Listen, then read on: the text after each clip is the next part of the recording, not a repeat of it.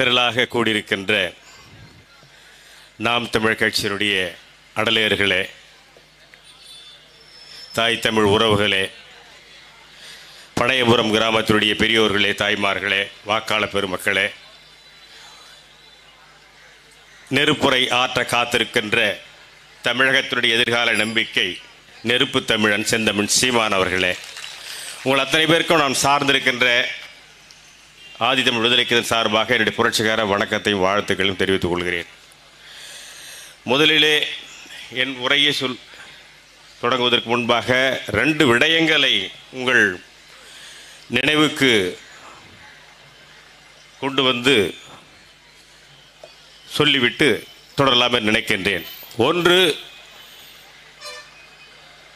ஒரு தலைவன் என்று சொன்னால் பல நாடுகளிலே, குறிப்பாக ஐரோப்பிய நாடுகளிலே, ஒரு தலைவனுக்கு சிலை வைக்க வேண்டும் என்று சொன்னால் 100 ஆண்டுகள் கடந்தும் யார் நினைவில் இருக்கிறார்களோ, மக்களுக்கு அவர்கள் வாழ்ந்த காலத்திலே அவர்கள் ஆற்றிய பணிகளின் அடிப்படையிலே மக்கள் நினைவில் இருப்பவர்களுக்கு சிலை எழுப்பலாம், நினைவிடங்கள் எழுப்பலாம் என்று சொல்வார்கள். அதேபோல் இன்றைக்கு 150 ஆண்டுகளை கடந்து இந்த நாள் ஜூலை திங்கள் என்று சொன்னால் பல சோக வரலாறுகளை கொண்டது, அதே வேளையில் பல புரட்சிகளை கண்ட மாதம். வெளிக்கடை சிறை தொடங்கி ஈழத்திலே தமிழ் உறவுகள் சந்தித்த இழப்புகள் ஏராளம். அதே வேளையிலே ஜூலையிலே வரலாற்று நிகழ்வுகளும் நடந்திருக்கிறது. அந்த வரலாற்றிலே ஒரு முக்கிய ஒரு செய்தி என்னவென்று சொன்னால், தமிழ் தேசியத்தினுடைய தொடக்க புள்ளி என்று நாம் அறுதிட்டு கூறுகின்ற வகையிலே தாத்தா ரட்டமலை சீனிவாசன் அவர்களுடைய பிறந்த நாள் 165வது பிறந்த நாளில் இந்த நகரிலே இந்த நிகழ்ச்சி வாக்கு கேட்டு நடந்து கொண்டிருக்கிறது. ஒன்று, அதற்காக தாத்தா ரட்டமலை சீனிவாசன் சார்பாக உங்கள் அத்தனை பேருக்கு என்னுடைய மீண்டும் வாழ்த்துக்களை வணக்கத்தை தெரிவித்துக் கொள்கிறேன். இரண்டாவதாக, தொடக்கத்திலே கூட நம்ம தம்பிமார்கள் செய்தி சொன்னார்கள். சமூக போராளி, மக்கள் போராளியாக மிளிர்ந்த என் அன்புக்குரிய சகோதரன் ஆம்ஸ்ட்ராங் அவர்கள் படுகொலை செய்யப்பட்டிருக்கிறார்கள். இது ஒன்றே போதும். இவர்கள் ஆட்சி நடத்துகின்ற, சட்ட ஒழுங்கு சந்தி சிரிக்கின்ற கேவலமான நிலைமைக்கு தமிழகத்தை பார்த்து, தமிழக தலைமையை பார்த்து, தமிழக அரியணையில் அமர்ந்திருக்கின்ற நபர்களை பார்த்து எள்ளி நகையாடுகிறது இந்திய சமூகம். இந்த நாட்டிலே எவனுக்கும் பாதுகாப்பு இல்லை. இதுதான் நிலைமை. நான் அதற்காக துடித்துக் கொண்டிருந்தேன், போக வேண்டும் என்று நான் துடித்துக் கொண்டிருந்தேன். ஏனென்றால் 2 நாட்களுக்கு முன்பாக தான் இந்த தேர்தல் பணியாற்றுவதற்காக வந்தேன். வந்தவுடனே இது இப்படி ஒரு செய்தி கேள்விப்பட்ட உடனே எனக்கு உடல் இங்கிருந்து மனது முழுக்க ஆம்ஸ்ட்ராங் என்கின்ற என் சகோதரனை வழியனுப்புவதற்கு இறுதி செலவிலே பங்கேற்று நான் என்னுடைய இறுதி அஞ்சலை செலுத்த வேண்டும் துடித்துக் கொண்டிருந்தேன். ஆனால் 2 மனது இருந்து, ஒன்று செல்ல வேண்டும், இரண்டாவது இங்கே தேர்தலுக்கான கால மணித்துளிகள் நெருங்கி கொண்டிருக்கிறது. ஒரு சிறு துளியேனும் என்னுடைய பங்களிப்பு இங்கே இருந்தால் அது சிறப்பு சேர்க்கும், வலிமை சேர்க்கும் என்ற அடிப்படையில் மனதை இரும்பாக்கி கொண்டு நான் இந்த களப்பணியிலே தொடர்ந்து மக்களை சந்தித்து ஒளிவாங்கி சின்னத்திற்கு அபிநயாவிற்கு வாக்களித்து வெற்றி பெற வேண்டும் என்ற முனைப்போடு செயலாற்றி கொண்டிருந்தேன், களப்பணி ஆற்றிக் கொண்டிருந்தேன். திடுமென பார்த்தால் செந்தமிழ் சீமான் அவர்கள் தலைமை ஒருங்கிணைப்பாளர் காலையிலே இங்கே செய்தி சொல்றாங்க, சென்னைக்கு சென்று கொண்டிருக்கிறார். எதுக்குப்பா போறாரு, எனக்கு கூட சொல்லலையே அப்படி சொன்னேன். ஆம்ஸ்ட்ராங் அவர்களுக்கு தன்னுடைய இறுதி வணக்கத்தை செலுத்துவதற்கு சென்று கொண்டிருக்கிறார் சொன்னால், ஆம்ஸ்ட்ராங் அவர்களுக்கும் நாம் தமிழர்கள் கட்சிக்கும் எந்த ஒரு தொடர்பும் இல்லை, உண்மையாக சொல்ல வேண்டும் என்று சொன்னால்.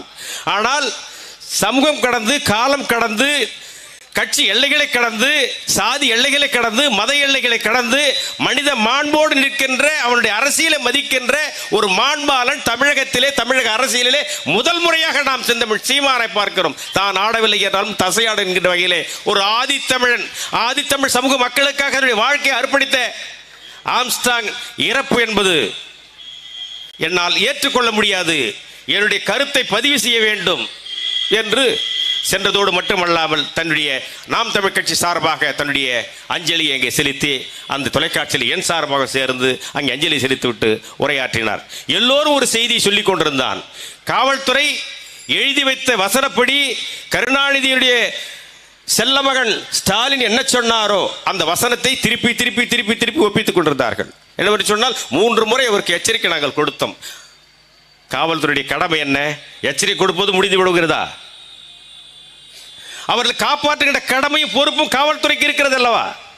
ஆம்ஸ்டாங் என்கின்ற ஒரு மனிதர் மட்டுமல்ல, இந்த நாட்டில் இருக்கிற அத்தனை குடிமக்களுக்குமான பாதுகாப்பை தர வேண்டியது அரசினுடைய கடமை, காவல்துறையுடைய கடமை. காவல்துறை கையில் வைத்திருக்கின்ற ஸ்டாலின் சொல்வதற்கு கூச்சமாக இருக்கு. திரும்பி திரும்பி அந்த மனுஷனை சொல்லி நாம பெரிய ஆள் ஆக்கிற நினைக்கிறேன். ஒரு தகுதியும் இல்லாம ஒரு தத்தியை வைத்துக் கொண்டு தமிழ்நாட்டுடைய சட்ட ஒழுங்கு சந்தி சிரிக்குது. ஒரு தமிழ்நாட்டுடைய ஒரு தேசிய கட்சியுடைய தலைவன், தேசிய கட்சியுடைய மாநில தலைவர், பிஎஸ்பி தலைவர் ஆம்ஸ்டாங் என்கின்ற ஒரு மகத்தான மனிதநேய பண்பாளரை காப்பாற்ற முடியவில்லை என்று சொன்னால் சராசரி மனிதனுடைய நிலைமை என்ன? யோசித்து பாருங்கள். அப்ப யாருக்கு பாதுகாப்பு இருக்கும்? எங்களுடைய பாதுகாப்பை நாங்களே தீர்மானிக்க வேண்டும் என்று சொன்னது நாட்டிலே சட்டம் ஒழுங்கு சரியாக இருக்குமா? கடந்த 6 மாதங்களில் ஜனவரி தொடங்கி இன்று ஜூன் வரையிலே சற்றேறக்குறை 458 படுகொலைகள் நடந்திருக்கிறது. காவல்துறை குற்ற பதிவேடுகளே பதிவாக இருக்கிறது. 500 நோக்கி சென்று கொண்டிருக்கிறார்கள். இந்த மாதத்தில் நடந்துவிடும் என்று நினைக்கிறேன். இப்படி ஒரு ஆட்சி, அலங்கோல ஆட்சி தேவையா? ஏதோ பாரதிய பிஎஸ்பிக்கு மட்டும் அல்லது ஆம்ஸ்டாங் மட்டும் இந்த நிலைமை இல்லை. நான் சில நேரங்களில் கவலைப்படுகிறேன். தமிழ் சமூகம் இன்றைக்கு ஓர்மையாகி ஒரு தலைமையின் கீழ், ஒரு லட்சியத்தின் கீழ் அணியமாகி கொண்டிருக்கிற சொன்னால் சீமான் என்கின்ற ஒற்றை மனிதனுடைய புள்ளியை நோக்கி நகர்ந்து கொண்டிருக்கிறது. அந்த மனிதரை காக்கின்ற கடமை இந்த காவல்துறைக்கு, தமிழக அரசுக்கு கிடையாது, நமக்கு தான் இருக்கிறது. நம்முடைய கண்ணின் மணியாக காக்க வேண்டிய கடமை எனக்கு அச்சம் இருக்கிறது. செந்தமிழ் சீமான் என்கின்ற ஒரு ஆற்றலாளர் நீங்க இல்லை என்று சொன்னால் நினைத்து பார்க்கவே நெஞ்சம் நடுங்குகிறது. ஏன் நடுங்குகிறேன் சொன்னால் கடந்த சில மாதங்களாக பாருங்கள், தொடர்ந்து கட்சி தலைவர்கள் கொல்லப்படுகிறார்கள். நெல்லையிலே காங்கிரசுடைய பேராய கட்சியுடைய மாவட்ட தலைவர் கொல்லப்படுகிறார். அதற்கு என்ன விடை உண்டா? கூட்டணி கட்சியில் இருக்கக்கூடிய விசியா கட்சியுடைய மாவட்ட செயலாளர் மயிலாடுதுறையிலே கொல்லப்பட்டிருக்கிற சில நாட்களுக்கு முன்பாக விடையுண்டா? வேங்கவயலிலே மலத்தை கலந்தான், குடிநீரிலே மலத்தை கலந்தான், உலகம் காரி துப்புகிறது. மழத்தண்ணீரை குடித்து விட்டு வெல்லவும் முடியாமல் விழுகவும் முடியாமல் நடைபெடமாக நடந்து கொண்டிருக்கிறார்கள் மக்கள். இந்த நாட்டில் சட்டம் இருக்கிறது, சர்க்கார் இருக்கிறது, காவல்துறை இருக்கிறது, நீதித்துறை இருக்கிறது, அலங்காரத்திற்கு இருக்கிறது. கண்டுபிடிப்பிற்கு அவருக்கு தகுதி இருக்கிறதா? திறமை இருக்கிறதா?